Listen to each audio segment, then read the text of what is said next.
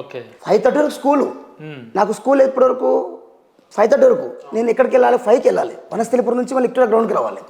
Madam 4:30కి వెళ్ళిపోనని చెప్పేసి ఆ రోజు ఉదయశ్రీ మేడం గారు పర్మిషన్ నాకు ఇవ్వకపోతే ఈరోజు ఈ స్థానం ఉండకపోయేది. ఎందుకంటే ఆ వ్యక్తి నాకు పర్మిషన్ ఇస్తేనే నేను అక్కడి నుంచి ఒక్కొక్క ఇటుకను పేర్చుకుంటూ ఇక్కడ దాకా రాగలిగాను. నేను మన ఉదయశ్రీ మేడం గారికి నేను ప్రత్యేక ధన్యవాదాలు తెలుస్తున్నాను. అదేవిధంగా ఈ ఫిజికల్ ఫీల్డ్లో నేను డిపార్ట్మెంట్ పిల్లలకి నేను ఒక అంటే అటాచ్ ఉన్నానంటే because of Srinivas sir pro kabaddi మా గారి అతనికి నేను లైఫ్ లాంగ్ రుణపడి ఉంటాను. రైట్ అన్న. ఇప్పుడు చాలా మంది మీరు ఎలివేట్ అయిన తర్వాత ఎవరు నందు సార్, ఈయన ఫ్యామిలీ బ్యాక్గ్రౌండ్ ఏంది అనేది ఒకటి బాగా ఒక డౌట్ ఉంటుంది అన్న. ఇప్పుడు రాబోయే రోజుల్లో యూత్లలో ఎక్కడి నుంచి వచ్చిరన్న, ఎక్కడ మీ నేటివ్ ప్లేస్, ఏం చదువుకున్నారు లాస్ట్ వరకు? నాది ఇప్పుడు చందంపేట మండలం అన్న, నల్గొండ డిస్ట్రిక్ట్, దేవరకొండ. ఒక మారుమూల గ్రామం. దాదాపు 2004 ముందు చూసుకుంటే సరైన రోడ్ సౌకర్యం కూడా లేకపోయేది. ఇంకా ఫ్లోరైడ్ వాటర్ మీద తెలుసు కదా అంతా. ఆ సిచ్యువేషన్స్ అని అంటే చిన్నప్పుడే నేను 5 సంవత్సరాలు ఉన్నప్పుడు మదర్ చనిపోయారు నాకు. హెల్త్ పరంగా అమ్మగారు చనిపోవడము, నేను మా చెల్లి మా తమ్ముడు. ఇక ఆ జీవితం ఎలా ఉందంటేనా ఇక మనం తలుచుకుంటే ఒక పూర్తిగా ఎమోషనల్ అయ్యే ఛాన్స్ ఉంటుంది. ఎందుకంటే మదర్ చనిపోయిన తర్వాత ఒక పిల్లోడు ఎదిగి ఉంటే ఆ పిల్లోడు ఎలా అయినా బతకొచ్చు అన్న. చిన్న పిల్లలము, మదర్ చనిపోయారు, ఫాదరు ఇంక అట్లనే. ఏంటి జీవితము అంటే ఆ వయసులో తెలియని వయసు, చిన్న వయసులో అలా సాగిపోయిందన్న. కానీ తిరిగి చూసుకుంటే జీవితాంతము ఏడుపు తప్ప మా ముఖాల్లో సుఖాలు లేవన్న. ఎందుకంటే ఇప్పుడు చూస్తుంటారు కదా చుట్టుపక్కల మాటలు ఎలా అంటుంటారు. ఆ స్థాయి నుంచి వస్తున్నా నాలో నేను ఒక క్రియేట్ చేసుకోవడానికి కారణం ఏంటంటే ఇలానే ఎందుకు ఉండిపోవాలనే ఆలోచనతోటి చెప్పాను మీకు. ఇంటరు డిగ్రీ అండ్ బీపీఎడ్ ఎంపీఎడ్ కూడా చేస్తున్నాను ఇప్పుడు వైజాగ్లో. ఎందుకంటే హైయర్ అథారిటీస్ హైయర్ క్వాలిఫికేషన్ ఉంటే కూడా మనకు కూడా బాగుంటుంది ఉద్దేశం. ఇప్పటివరకు మీకు గోల్డ్ మెడల్ లాంటివి ఏమన్నా అవార్డ్స్? అలా నేను యూనివర్సిటీ కబడ్డీ ఆడానా, నేను ఖోఖో నేషనల్ ఆడానా, నేను 100 యూనివర్సిటీ గోల్డ్ మెడలిస్ట్ అన్నా. అండ్ లాంగ్ జంప్ అంటే ఈవెంట్ రాదని కాదన్నా, నేను అన్ని ఈవెంట్ చేయగలుగుతాను. ఇవన్నీ అచీవ్ సాధించిన తర్వాత నాలో ఇంకో ఏదో ఒకటి చేయాలి అనే ఒక కసితో వచ్చానన్న. అదే కసితోటి ఈరోజు ఫుల్ చేసుకుంటూ ఇప్పుడు ఇందాకే చెప్పాను మీకు, జీవితం అనేది మనం అనుకుంటామన్నా కానీ ఈ చిన్న జీవితంలో ఎన్నో కష్టాలు ఉంటాయి, ఎన్నో నష్టాలు ఉంటాయి, ఎన్నో బాధలు ఉంటాయి, ఎన్నో సంతోషాలు ఉంటాయి. కానీ కష్టాలు వచ్చినప్పుడు మనం బాధపడుతూ కూర్చుంటే, సంతోషాలు వచ్చినప్పుడు మితిమీరి మనము ప్రవర్తిస్తే ఈ రెండు మన జీవితానికి కట్టు కాదు. నా ఉద్దేశం ఏంటంటే కష్టం వచ్చినా, నష్టం వచ్చినా, సంతోషం వచ్చినా, బాధ వచ్చినా, అంటే సుఖం వచ్చినా మనిషి ఒకేలా స్వీకరించాలి. అదే కాన్సెప్ట్ తోటి ఈరోజు వచ్చానన్నా. ఫలానా వ్యక్తి నందు అనే పేరు కాస్త నందు ఆర్మీ అనే వ్యక్తి ఈరోజు నేను ఎక్కడికి వెళ్ళినా కానీ నందు ఆర్మీ అకాడమీ డైరెక్టర్ని అని ప్రత్యేకంగా నన్ను ఇన్వైట్ చేస్తున్నారు, ప్రత్యేకంగా నన్ను రికగ్నైజ్ ఇస్తున్నారు.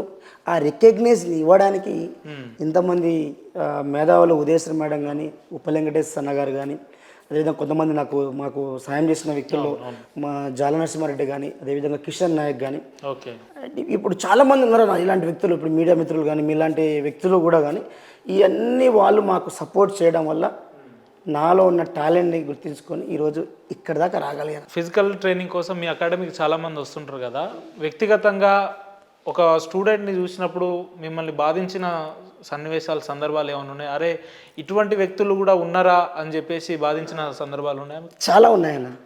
చాలా అంటే చాలా ఉన్నాయి. వాళ్ళు ఎక్కడి నుంచో వస్తారు, హైదరాబాద్కి వస్తారు. పేరెంట్స్ రూపాయి కూడబెట్టి వాళ్ళకి ఇస్తారు. కొన్నిసార్లు తినలేని రాత్రులు కూడా ఉంటాయి వాళ్ళకు. బయట తినలేని రాత్రులు, ఏం చేయాలో అర్థం కాని పరిస్థితులు కూడా ఉంటాయి. గ్రౌండ్కి వచ్చినప్పుడు ఒక పోరోడ్ అయితే నా దగ్గరకు వచ్చిందన్న. పాపము షర్ట్ ఉంది, షార్ట్ ఉంది, కింద స్లిప్పర్ ఉందన్న. గ్రౌండ్కి వచ్చినాడు స్లిప్పర్ తోటి.